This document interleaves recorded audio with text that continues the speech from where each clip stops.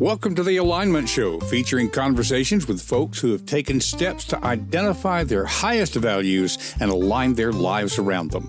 Time on this earth is not unlimited, and you may be seeking to make sure you spend your time on things that matter to you. These conversations will encourage you and support you in doing so. Now, let's meet this week's guest on The Alignment Show.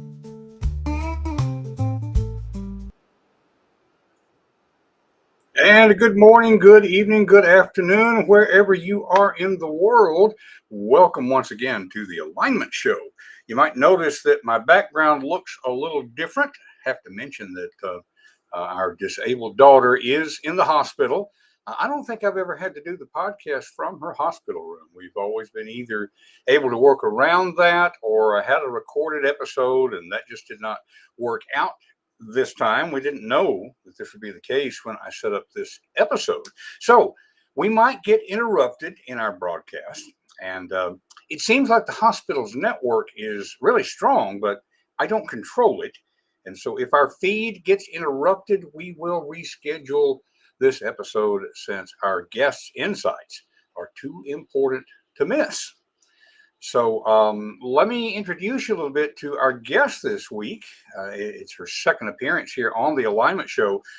Jo Penn has been a mentor from afar to me for a long time, as she is for hundreds of thousands of writers. Also a podcast inspiration.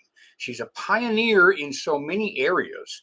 But beyond being a pioneer, really, she continues to explore the leading edge in her professional areas. So she is now a leader in the budding direct sales movement among authors, as well as a leader among AI-assisted artisan authors. And we'll talk more about what that even means. In any case, I have learned so much about the writing craft from her, as well as the craft of podcasting. I've especially learned something about the business of being a writer. I've been a writer pretty much my whole life, started over 50 years ago. But so much of it was spent as a newspaper writer, a magazine writer, traditional publishing.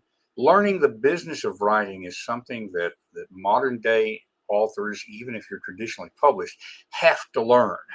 Now, we recorded this episode in December in preparation for the release of her newest nonfiction book. It's the second edition of her seminal work, How to Write Nonfiction. Now, that is now out in her own store, her online store, will be available in all the major retailers by the end of this month. So the timing is essential, and that's one of the reasons we wanted to go ahead with this episode. In our show notes, we will link to her previous episode here on The Alignment Show, as well as the resources that we talk about in this episode. So just a quick background for people who don't already know her. Joanna Penn writes nonfiction for authors and is an award-winning New York Times and USA Today best-selling thriller, dark fantasy, crime, and memoir author. She writes those as J.F. Penn. She's an award-winning podcaster and a creative entrepreneur.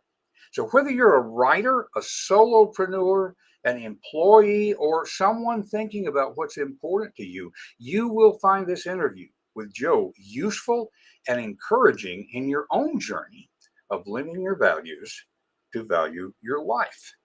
And so with that setup, once again, I'm going to kind of apologize for our setting here.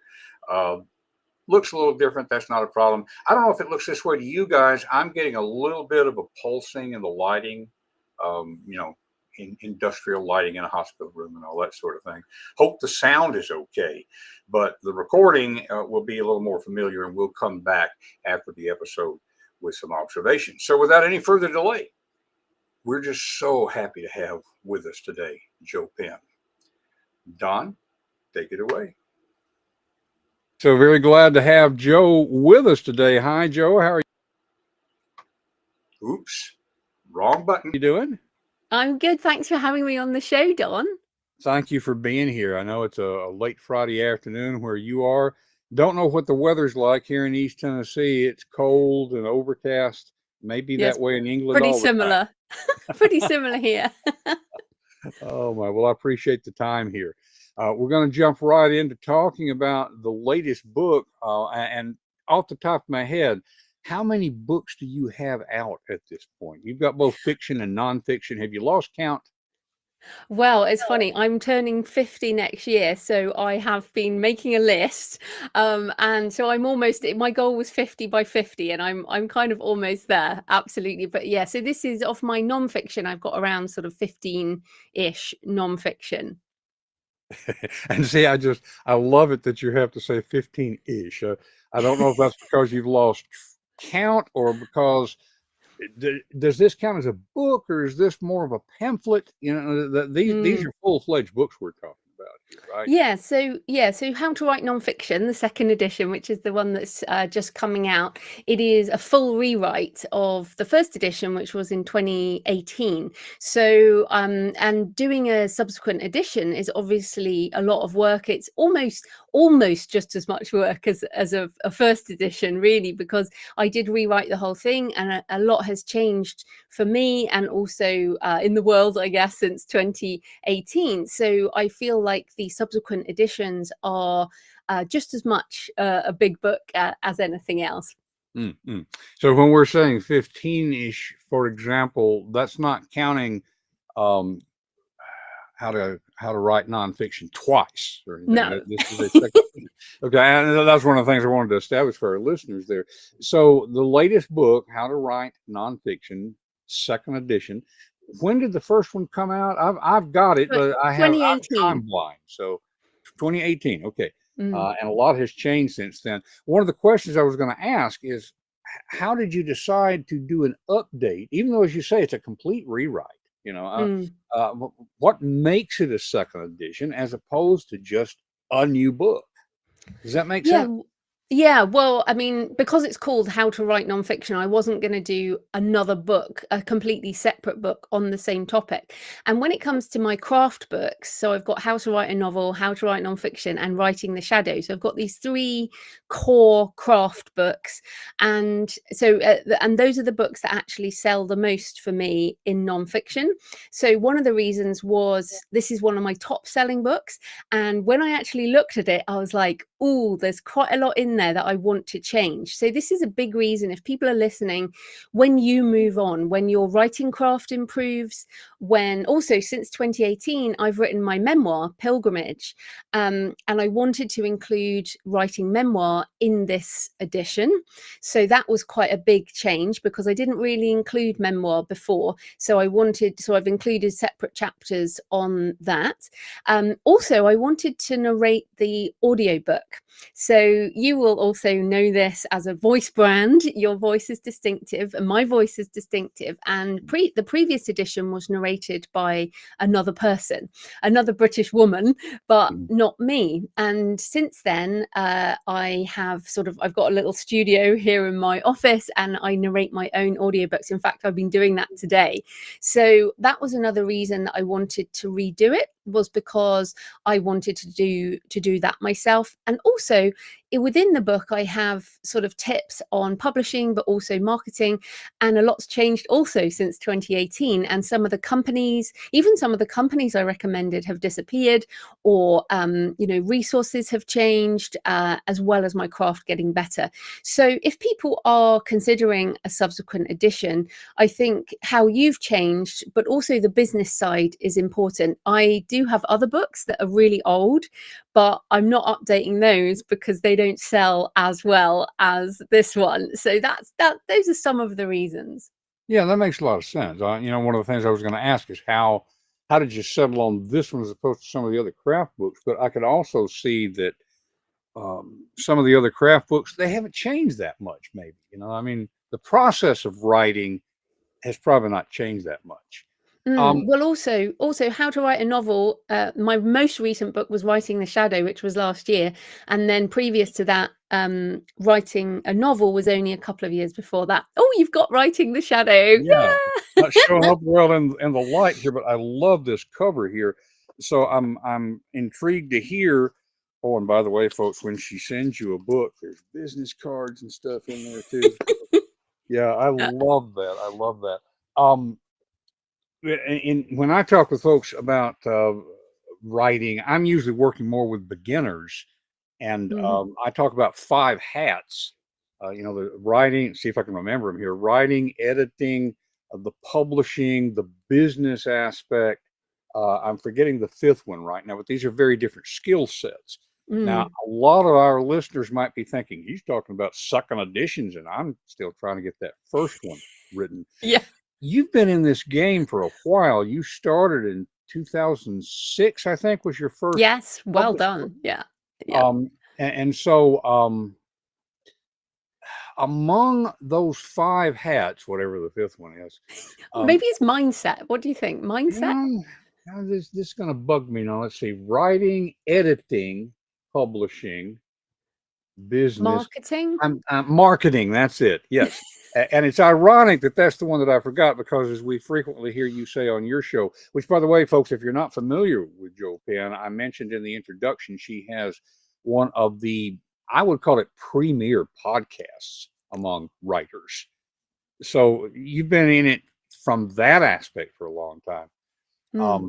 And I've got two questions trying to get out at the same time. I'm going to see if I can lead them together.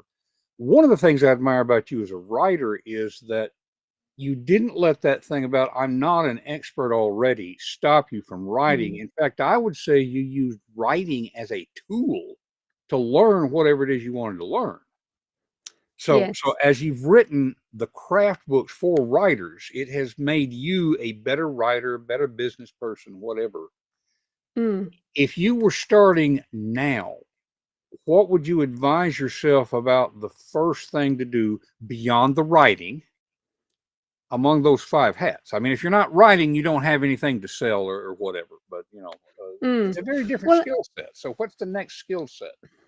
Well, I think the main thing I've done, I guess, is, as you say, I've shared what I've learned. So, for example, How to Market a Book is in its third edition, and the first edition actually came out, like, it must have been 2010 or something like that, because as I learned about marketing, I wrote on my blog and I did podcast episodes, and then I put that together into a book. So I've always only been sort of one or two steps ahead of normal people who are just starting out. And that's kind of what I've done each time is, okay, I've learned something, or my audience has then asked me things. So, doing a podcast or doing that kind of thing, when people ask questions, I'm like, okay, I clearly need to write a book on that in order to help people. But part of this comes to the marketing aspect. And if you are just starting out, one of the biggest issues I think we all have is when we're writing, we are very much focused on ourselves. It's like we're looking internally, and that's super important. You've got to do that. But if you want to either sell your book to a traditional publisher, or if you want to self-publish and you actually want to reach readers, or if you want to make any money with your books, then you do have to think about the person on the other end. So it's like you and I having a conversation and we're responding to each other. When we are publishing a book, when we're marketing a book, we actually have to think, what does that other person want? So even down to a book title. So the reason my books are called quite basic things like How to Write Nonfiction and How to Write a Novel, How to Market a Book, these things are there because of SEO, search engine optimization. People are looking for books with those titles. And so if I have a book that addresses that, and I give it that title, instead of using a clever title, that means that people will be able to find it.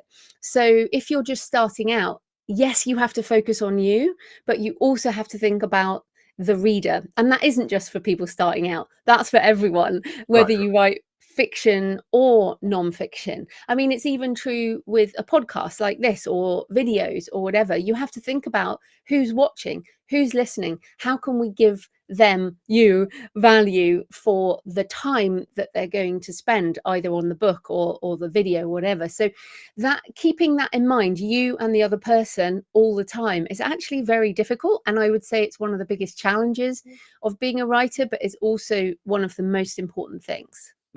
That makes a lot of sense. I'm wondering, from a procedural standpoint, you are, to me, famous as a discovery writer, and that applies to both the fiction and the nonfiction. Do you think about that reader as you're writing the very first draft, or is that something that you shape more later? I think for me, I'm often always my reader anyway, so it's kind of easier to think about. But I think in terms of the nonfiction, a lot of it is answering questions that people have asked or that people are wondering about, that I have also wondered about. And then with fiction, it's kind of telling a story that you're interested in, but also within a genre. I think this understanding genre, and I know you've struggled with this, understanding, where you fit in an ecosystem is super important. So I do tend to have that in mind, but also because I write multiple books in a series for a specific target audience, and my podcast is for that audience, for the nonfiction for Joanna Penn, then that works really well. But in order to, also just to share with people, my fiction does not work that well because I write, as JF Penn, I write quite a diverse group of things: travel memoir, horror, crime, action adventure, all these different things, and those audiences are quite different. So even though I'm like pretty good at non-fiction targeting, I am not so good at fiction. But hey, we have to do things that make us happy as well as things that bring us an income. And I guess this is another tip: the longer you do this, the more you can play around with different books. It doesn't really matter if one book fails miserably, and often you don't even know what book it's going to be. So I keep trying, and sometimes things pop back in or things fall off, or you never really know when things are going to take off, I guess. In fact, I wonder, as you talk about, in the age of AI, that you double down on being human, if that feeds into the idea of the author being the brand. I mean, quite honestly, I will read anything that you write, whether it's fiction or nonfiction. You talk in the nonfiction book about voice, which we don't think about quite so much with nonfiction. But it's, I want to see Jo Penn's take on whatever it is. So is that feeding more of that sort of thing? Is that the way the market is going? That people are more and more looking for the person? I don't know if that's where the market is going, because I think at the end of the day, a person looking for the answer to a problem is going to get the answer to that problem however they want. And with nonfiction, that's often what happens. And I kind of think of it as in two different things. There's the book itself does the marketing. So if you're looking for how to write nonfiction, you might stumble upon my book and you might not care who I am at all. Or I have this one book called Career Change, and that's not related at all really to anything or any of my other books. And so, but people searching for that find it, and then that's the only one they read. And then there's the other way around, which is as you're talking about there, the author. So for you, it's, Don on the Alignment Show, and you've got the various books that you've got, and you've got your, your Substack and all of that. And so people then come to you because you're you, and then they might buy something. So I almost feel like it's two separate angles into what you're doing. And the whole idea of double down on being human is actually reaching people almost individually. So hopefully people can tell that neither you or I are AI avatars at the moment. Now, and that's not because the technology is not already there. The technology is already there, that this could be two AI avatars, but hopefully people know this is your channel, so they would know you well enough that if you were going to do that, you would say. And I've said to my audience, if I'm going to do that, I'm going to tell you. I'm going to be like, hi, I'm AI Jo, but this today is real Jo.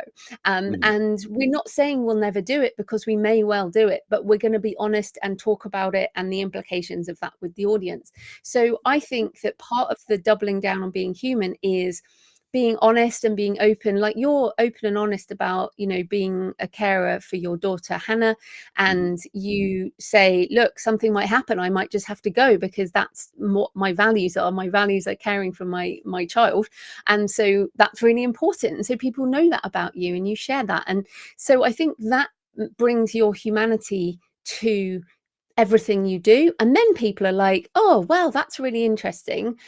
Don's book is also about a speaker who is caring for a daughter. I wonder if that has any, you know, real life parallels going on there. And so people therefore might be interested in your book. So I think the message to people listening is bring as much as you can into of your humanity into your books, but also in your book marketing. And I know you're just being authentic in sharing that. It's not like you're using your situation to kind of make people feel a certain way. You're just doing that because that's you. And I think that's the most important thing.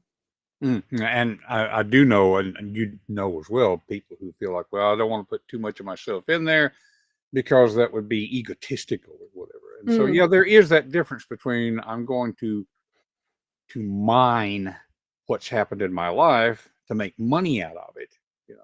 And of course, the whole thing. I mean, you have a lot of episodes about the relationship with money. It doesn't come in quite as much with the nonfiction book, How to Write Nonfiction, second edition, because that's the reason a lot of people write nonfiction. We can be open about it. We're trying to lead people to courses or whatever. So I'm wondering, we've talked about AI a couple of times here. You have, to me, famously anticipated AI for a long time. Little side trip here. People ask me all the time, am I worried about AI? And I know you're not worried. You are how's it you put it? An AI assisted artisan author, the 4A's. It's a tool to use. But I was on a panel discussion with a Chamber of Commerce group, and they asked about this, and I wasn't trying to be salacious, but I said, I am not, as a writer, I am not going to have AI write the book for me. That would be like paying somebody to have sex on my behalf. You know, I mean, that's the fun part. So I'm going to do the writing, but I will use AI to assist me in that. Now, that's a long way to set up the question in which you've anticipated AI for a long time. As it's developing, how are you using AI differently than what you thought you would? How has it surprised you in helping you to be Jo Penn or Joanna Penn or JF Penn? And for folks listening, Jo writes fiction under JF Penn as well as memoir and other things. Joanna Penn is the author name she uses in writing her craft books for writers. So just to give that context. Thank you. Well, I think in terms of using AI, I just want to come back on your example there, because this is also an interesting thing because of your caring situation and for your daughter. One of the reasons that some people are using AI to write is because they have deficits or challenges in certain areas. So, for example, you know, if you can only speak in, you know, maybe like 10 sentences, and then you can say to the AI, expand that into 1,000 words, that is something that is enabling people who have various challenges. So what I think is really important is encouraging people to use AI tools to help them in whatever way they feel they need. And I'm very keen on people embracing the use of tools rather than sort of challenging other people's usage. So personally, I don't mind what people are using it for. I have my own lines. So the How to Write Nonfiction book, there is no writing by AI except for the examples of the prompts. In some places I say, this is a good prompt you could use to find comparison titles for your book. Or if you want to find an agent, or if you want to find your target market, here's some prompts you can use. So that's my line. But you just showed Writing the Shadow, and the cover for that, the cover, that typewriter that you're showing there, the kind of golden typewriter and the smoke, I made that on Midjourney. So midjourney.com is an image AI. And also I've got another book just behind me here, Blood Vintage, and I made the book trailer with Midjourney, and then I made it move with Runway ML, which is this fantastic AI tool for making images into video. And for some people, their fun is making video. My fun is kind of turning these images into video using these tools, because that's not my skill. So I think the point is that what's surprising is that I knew I was a visual person, because I do write very visually. I do see things in my mind and I type what I see with fiction. But I actually really love turning that into images for my book covers. So for the last 2 years, all my book covers are AI images that I've made that I then give to my designer, except the How to Write Nonfiction, because that was a second edition. So we just used the same cover with a new font color. It's blue instead of red. So I think that was surprising to me. I think there's new tools that are coming out all the time. So I don't know if you've played with Google Notebook LM. Have you played with that? I have. And in fact, you were anticipating a question. I could not remember which one it was. One of the things Google Notebook LM will do is to produce a what sounds like a podcast episode with two people having a conversation. Now, correct me if I'm wrong on this, but I think I've heard you say the usefulness of that in a way is not so much that it's going to give me a recording that I can then put out on the web as if it is real. It's interesting to hear the conversation generated by these AI agents, so to speak, because it gives me insight into what readers might be thinking as they interact with my book. Is that how you're using it? Well, I haven't been using so much the audio side, but what you can do is load up all your research, and you can get it to help you with structuring. You can get it to help you with, I uploaded just a whole load of brain dump stuff and said, what are the interesting story ideas in this? So for people listening, that's Google Notebook LM. But as we talk just now, today, I don't know when this goes out, but Friday, the 13th of December, 2024, Notebook LM announced some new changes to that tool where you can interact with the audio host.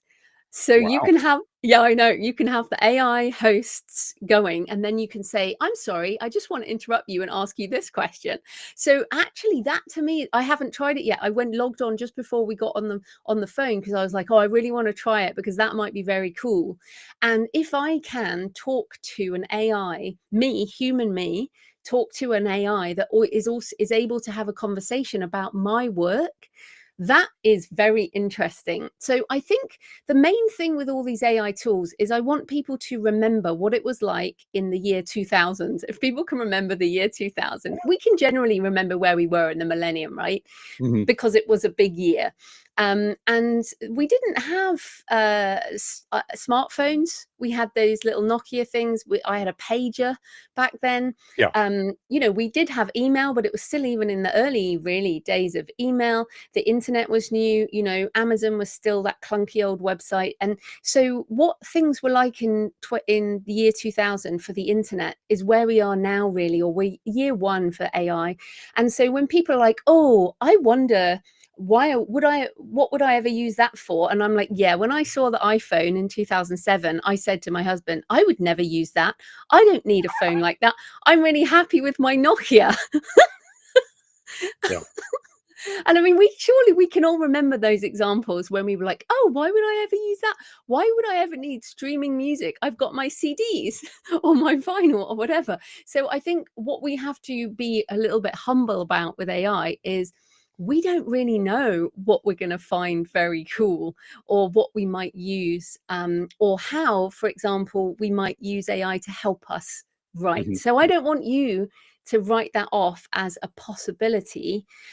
Even, for example, AI transcription, which is one of the biggest Mhm. use cases now. If you're like you say, if you're sitting with Hannah, and I don't know, maybe she's asleep or something, and you do some dictation, and then you can upload that to an AI tool and it transcribes it for you, that's still AI assisted writing. So Mhm. there's so many things that we might be able to do in the future. Yeah, yeah. I will sometimes say AI makes a good intern, but you don't want to put it in charge. I don't know if that's a Oh good way yeah, to for put sure, it. we're in charge. Yeah, yeah. For now. And, although it did occur to me, as we're talking about the notebook LM, am I saying it right? LLM, notebook LLM. LM, it's just notebook LM. LM, okay. And by the way, for folks listening, especially if you're on here audio only, we're pointing to the show notes, and you can go to confidencecultivators.com to find the episode show notes. We'll have links to all of these things we're talking about here. Um, but it did occur to me as you were talking about Notebook LM that since you could interact with the host, you don't have to wait for somebody like me to interview you. I mean, you could make your own podcast and have them interview you, and then this is part of your marketing. Now, of course, this is not going Yes. to replace going on other people's podcasts, but it could be an additional tool. It could be. And also, one of the things that now is a really good idea for book marketing is little snippets of video that you put on YouTube Shorts, or people who do TikTok or on Instagram or wherever, right? You do like little snippets. I find these very hard to do. So I could take a snippet from this interview because we have some chemistry over the line where I'm responding to your questions. So even I'm really interested to think if I can do this with an AI tool around, say, each of my books. And in reality, and you're wonderful, you do read my books, but most people who do interviews are not reading every single book that they are talking about, whereas the Notebook LM AI host has read the book in like a second, Yes. and they are able to ask questions. So if I can say, hey Notebook, ask me 20 questions on this book, and then if I respond and there's some kind of and then I'm able to turn that into snippets for marketing, that actually might be a really effective way and a much faster way than us. And this is wonderful that we can do this, but obviously there's a lot of time involved, your time and my time and all of these things. So I just think what we have to think about the tools is this amplification and enhancement, and using them in ways that help us achieve our creative goals, and then also ethically as well. Obviously you and I want to be ethical in our use. Mm. And also and it may be with those snippets, I might not even share the voice of the host, I might just share me responding, Mm. but my response will be much more alive because it feels like a conversation. Whereas normally when I do video, when there's no one else here, I'm like, I sound a bit like a robot myself. You can hear the difference. Yes. Yes. Yeah, yeah. So, and that's a really good insight right there. If it makes it feel like a conversation, you know that it's AI, and yet it feels like you're talking with somebody else. And I've been amazed when I've uploaded a couple of my books, and they get some insightful Mm. observations. And so I'm sitting there thinking, I hadn't thought of it that way, but yes, that is true. So. Yes, I'm very clever, I meant that. Yes. Oh, well, and speaking of clever in another sort of way, I'll give a quick context here. I have a friend who wrote a Newbery Award winner some years back. He spent a lifetime as a newspaper reporter and then editor and publisher. He was really good with the nonfiction stuff. Mm, He has commented to me that it was really different writing the fiction book, and then he's recently completed, maybe taking it to a traditional publisher, maybe doing independent publishing. He has completed a book on Stoicism, which is nonfiction, but mm, it's not reportage. And he's commented how different the writing is in each of these three areas. mm. So this is context to say you're one of those rare authors who are accomplished in writing fiction and nonfiction. So how does your fiction writing affect your nonfiction writing? How does the nonfiction writing affect the fiction writing? Does that make Mm. sense? Yeah, well, I think I've become a better writer of both of them by trying to bring over skills. So I think my nonfiction in recent years, and again, Writing the Shadow, my most personal book, really, in terms of the how-to stuff. It's about the delving into the darkness and bringing that into our words. And I don't think I could have written that without some of the other stuff I've written. So the pilgrimage memoir, some of my darker fiction books. So it's real, and the strongest nonfiction has that deeper personal point of view in. And that point of view is, again, for you, what it feels like to be up all night caring for your daughter, that's like your person point of view. And you can bring that into nonfiction, for example, writing about grit and discipline and doing the work, even if you're exhausted and all that. Your experience is just as valuable as someone who's, I don't know, in the military and running all night or whatever it is. There's these different human lessons that you can bring into your nonfiction, and I've tried to do that a lot more in my more recent nonfiction. So in How to Write Nonfiction, I go into a lot more of that, but that is the essence of fiction. You have to be in somebody else's mind as they care for somebody, or as they risk their life, or as they do these various things that they do in fiction. And you're making it up, but essentially it's empathy. It's empathy with the character whose perspective you're in the hope that the person reading it feels empathy and therefore is affected by what's happening. And the same with nonfiction. You're really just trying to communicate what you feel, what happened to you, the lessons you've learned, in the hope of helping someone else through that. But of course, you've written these, you call them the parables, which are Business parables, yes.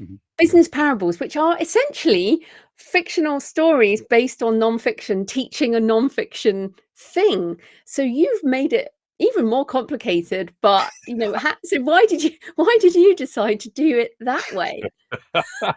It's not complicated enough, which it makes it hard for marketing because there is not a business parable bisect category. Although I did look up your comps. So obviously the most famous one is Who Moved My Cheese? That is the most famous comp. And that is just in self-help success. Mhm. So literally those books are in self-help. I looked up some other ones for you. The Wealthy Gardener. I don't know if you've seen that, but these are in success, self-help, personal transformation, and motivational self-help. So they're essentially catalogued as nonfiction, even though they are essentially a story. But you could have just put them into fiction, like motivational fiction, I guess. I guess there is a category for motivational fiction. I'll have to look into that. One of Yeah. the things, and of course, as independent publishers, we're dealing more directly with readers. When you're dealing with a traditional publisher, your market is actually bookstores, book buyers and bookstores. But one of the things that happens with business parables is your books, Joe, in a series in particular, they're going to be shelved together. Whereas the business parables, one of my mentors is Bob Berg, who was one of the co-authors of The Go-Giver. And The Go-Giver will show up just in standard business. The Go-Giver Marriage, on the other hand, is in a completely different part of the bookstore. And so even though it's a series, now your writer books, the writer craft books, would probably be shelved altogether. But most of your marketing is not really through bookstores. Folks who are on here with us visually will see it. I want to say out loud for the audio folks, creativepennbooks.com. And as I love hearing Joe say, that's pen with a double N. So creativepen, PENN books.com, that leads to your direct store through which all of your craft books are available. And this is a trend among publishing. It's not just are we going to do it with just Amazon or Amazon and Kobo and Apple and whoever. You don't even have to depend, if you don't want to, you don't even have to depend on the retailers. So how has that changed for both fiction and nonfiction? Yeah, so there are a few reasons to do it. The first of all is you can get really nice quality books. So you can see some of my foiled editions behind me there. So obviously when we publish through Amazon, Barnes and Noble, all of that kind of print on demand, we have quite basic options. So all of my books are on all the usual stores. If you can order the paperback through Amazon, and it's fine. It's a nice paperback, but it's no different to anyone else's paperback. Whereas I can do these foiled editions, I can do beautiful hardbacks, I can do end papers, I can have ribbons, I can do all kinds of cool things. So the How to Write Nonfiction second edition, I have a ribbon in the hardback because I just love a ribbon. I think it's just a wonderful thing.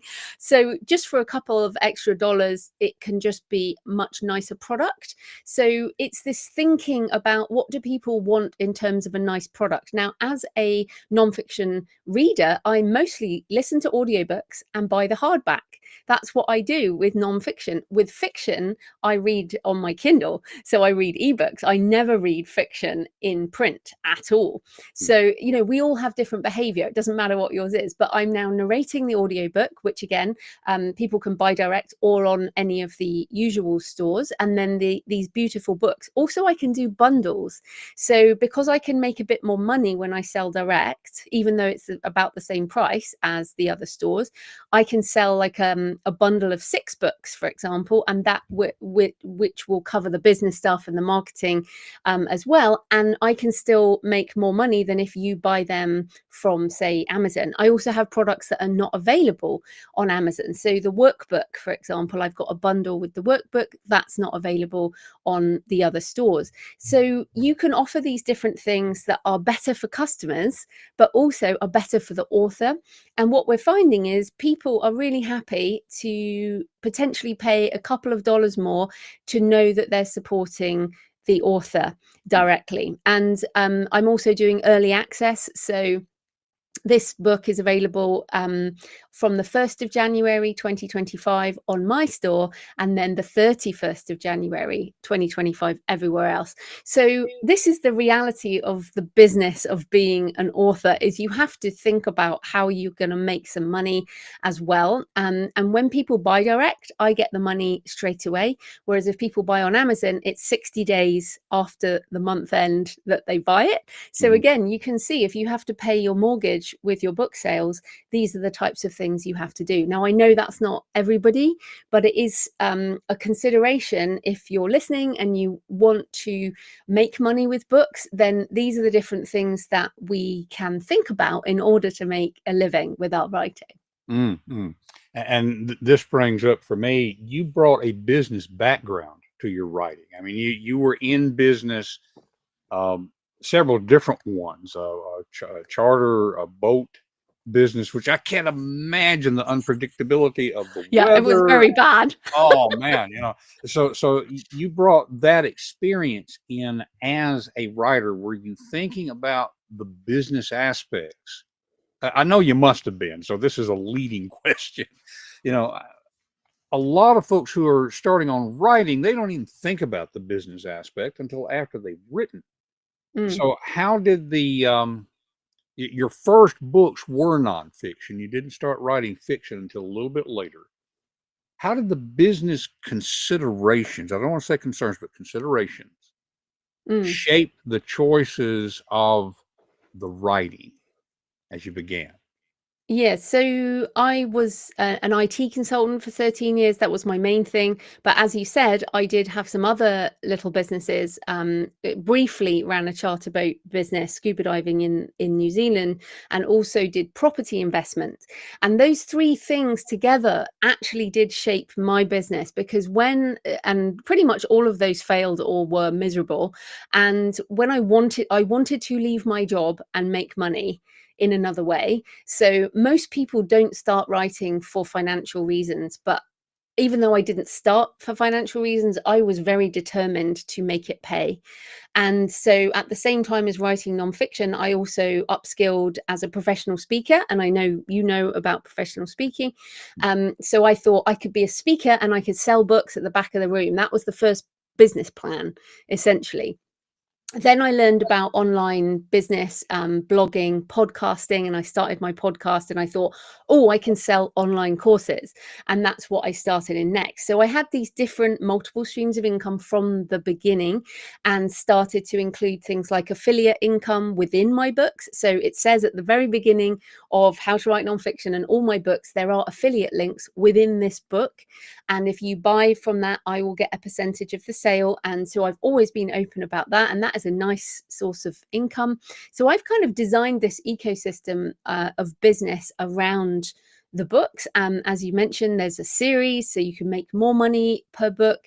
But going way back, it was always that I wanted to leave my job, but it did take 5 years before I was able to leave my job because I was working sort of part-time.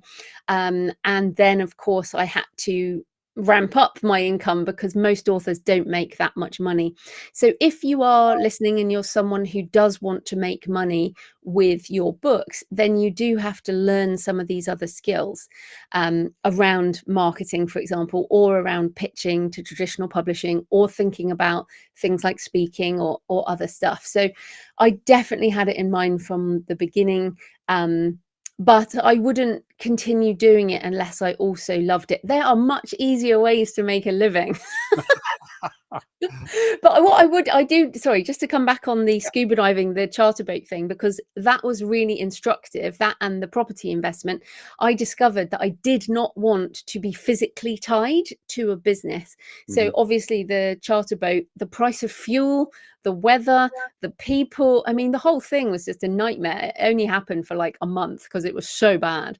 And then the property investment, we were doing properties up, painting and doing kitchens and stuff. And I was like, this is really not me. I am not enthusiastic about kitchens. So I learned that the business I wanted to have was based on a laptop, that I wanted to work online, that I enjoyed writing, I enjoyed being on my own. I didn't want to be in a noisy environment. I didn't want to do customer service. I didn't want to be dependent on the weather. I mean, so learning what you don't want is actually really good for deciding what you do want. So being a writer is not an easy way to make a living, but it's a darn sight easier than running a charter boat business. Well, and if it's what you love to do, I mean, you learned this by doing those other businesses. I would assume before you went into the charter boat business that there was something attractive about it to you. Otherwise, you wouldn't have done it. Mainly my skipper of a husband. Okay.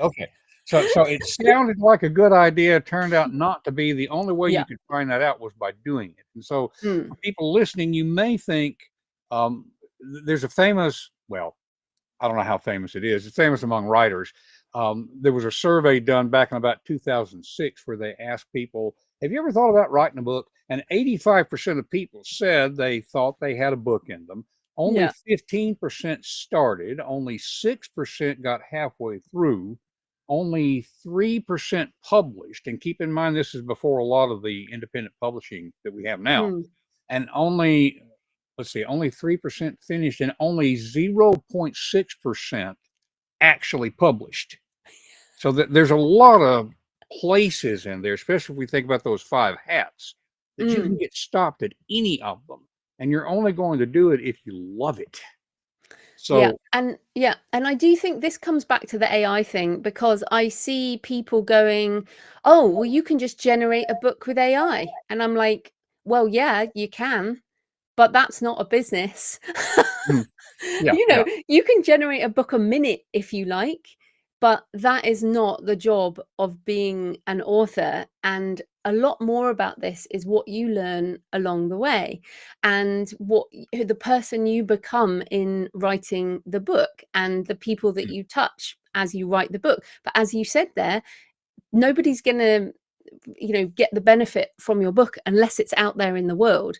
And so the effort of editing, the effort of publishing, the effort of marketing, the effort of connecting with people, all of these things go far beyond the book. So the work of being a writer, the job of being an author, the actual writing, it's just a small part of the whole. And I almost feel that's what people are forgetting, Oh yeah. with the whole AI stuff. It's like they've forgotten that, if you just generate stuff and publish it, nothing's going to happen. Yeah, yeah. Lois Kramer, who works with professional speakers on their marketing all the time. Lois, Mm. I can't remember who she quotes. She gives credit to somebody else, but the quote is, "As a professional speaker, the job is not speaking; the job is getting the gig." Mm. And so this comes into play with it. Although going back to the writing itself, and just a quick question here: do you get a different itch that you're scratching creatively when you write nonfiction versus fiction, or is it kind of the Oh same yeah. spectrum? No, no, it's definitely different, and that I think that's why I do both. It's like, right now I would really, really like to write some fiction, but I am forcing myself to narrate the audiobook, which is actually very tiring. As you know, it's a bit like the public speaking. You have to be there in a big way. You can't just phone it in. You have to give your energy. It's a lot of Um, energy, yeah. yeah, to the audiobook in the same way. So I think it is very different, but I would just remind people, or tell people, I did not think I could write fiction. I thought I was not creative in the very beginning. I didn't even consider that I would write fiction, and then what happened is, over time, as I relaxed into writing in different ways, doing courses, reading a lot of books, trying things out, getting rid of the mental blocks, then I started writing fiction, and then finally writing memoir, which I think is even more difficult. So I think whatever you feel, maybe it's poetry, maybe it's screenplays, maybe it's actual plays, all these things, music, there's so many forms of creativity. And I think tapping into that sense of, this is what I want to create, I think that's so important in what we do. So I would really encourage people, whatever that urge is, then follow that. But that urge only takes you so far, and then you do have to add a bit of grit and determination in order to get it over the finish line. Oh, absolutely, absolutely. Well, and that reminds me of another question. The first one I had put in what I sent to you.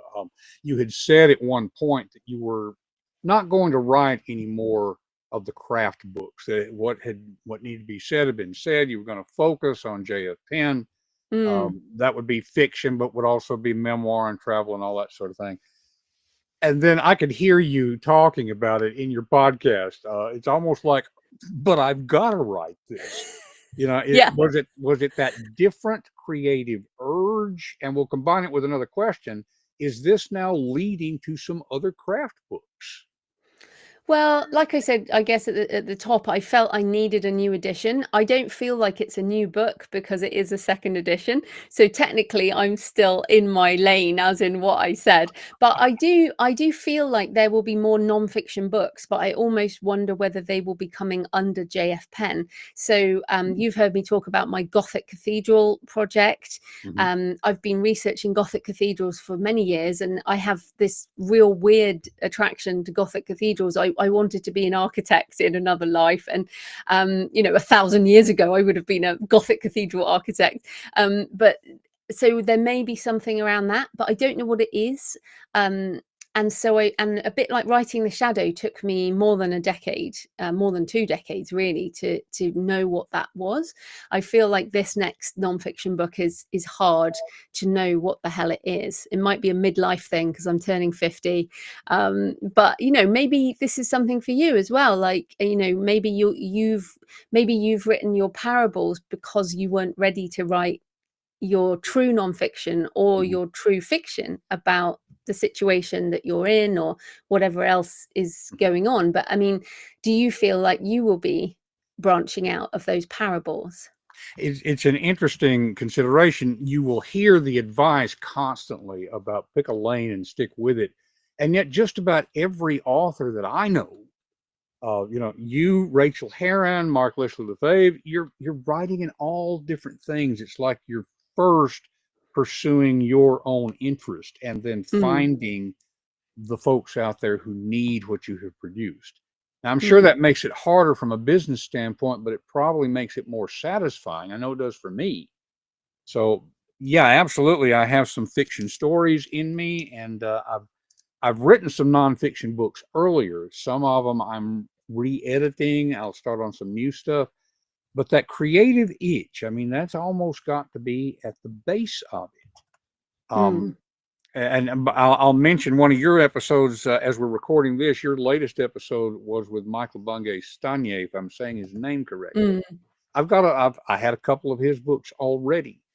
He's a great example of the business, not conglomerate, that's the wrong word, but where the multiple streams of The income and all that. ecosystem. Yeah. Yeah, yeah. And as I listened to him on your episode, it almost sounded like this was not something that he had planned, like he knew when he started out. It's almost like he woke up one day and he's successful. So there's a mix available there. And Mm. Joe, I know we've gone longer than what I said we were going to talk. There's just so much here I love digging into.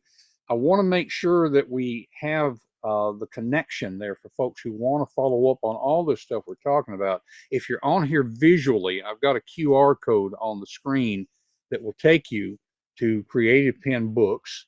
And if you're just hearing it, you can always just go to Creative Penn, that's Penn with a double N, creativepennbooks.com and find that.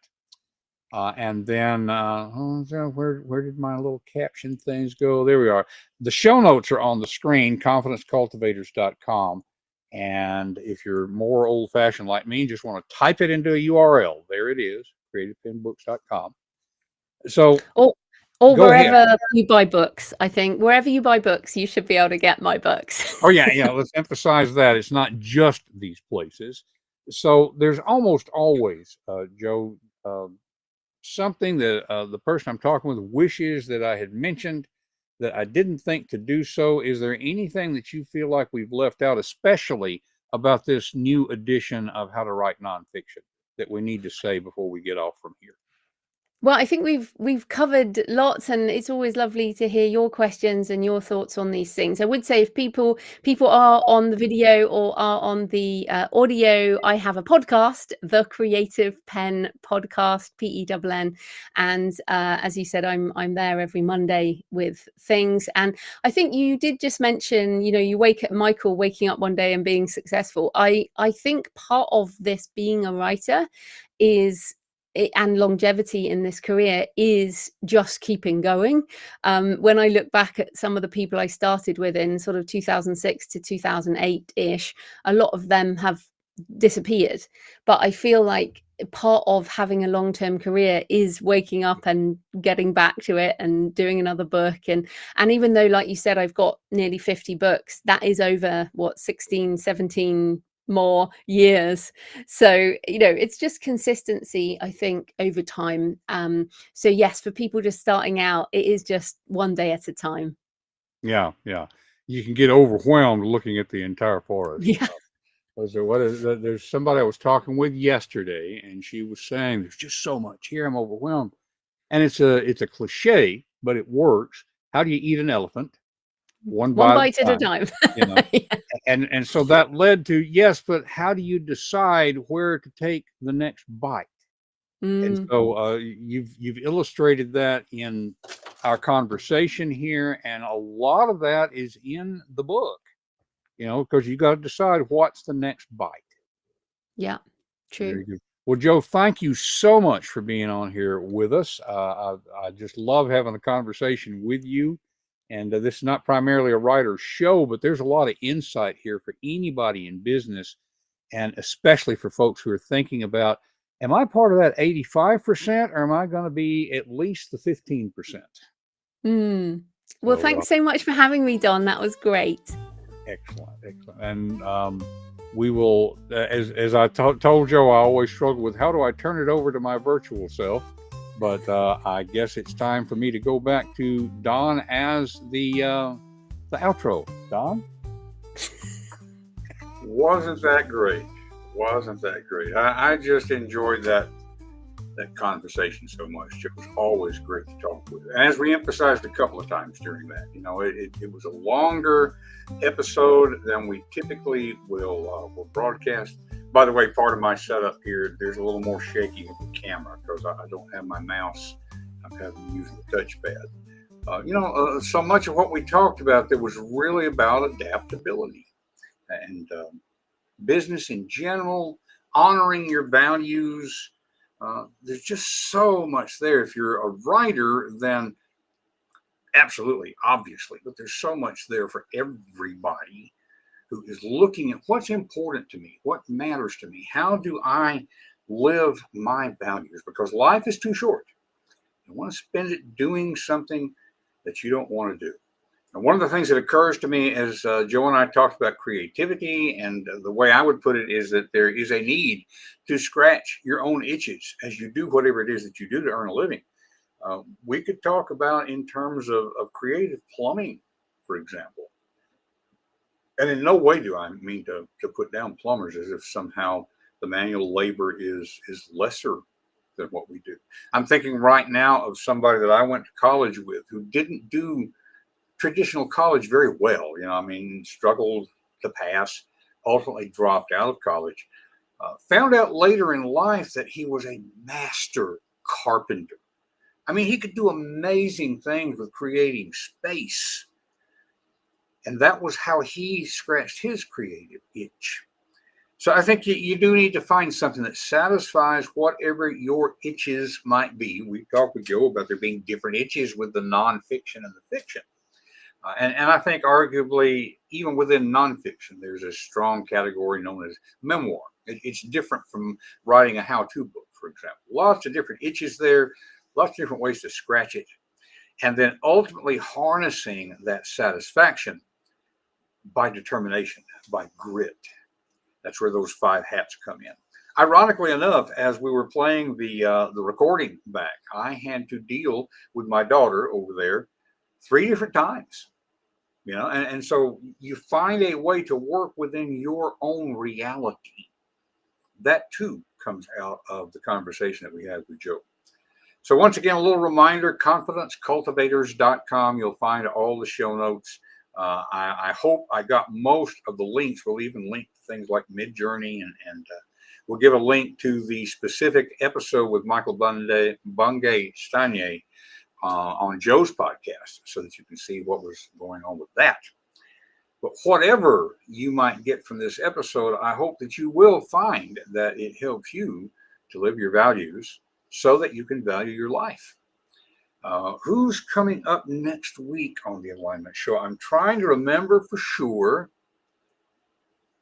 and I'm a little hesitant to say because I'm not certain, but we will put that in the show notes. I want to encourage you to subscribe to confidencecultivators.com because that's where you'll get the show notes. That's also where you'll get a heads up about who the next guest is.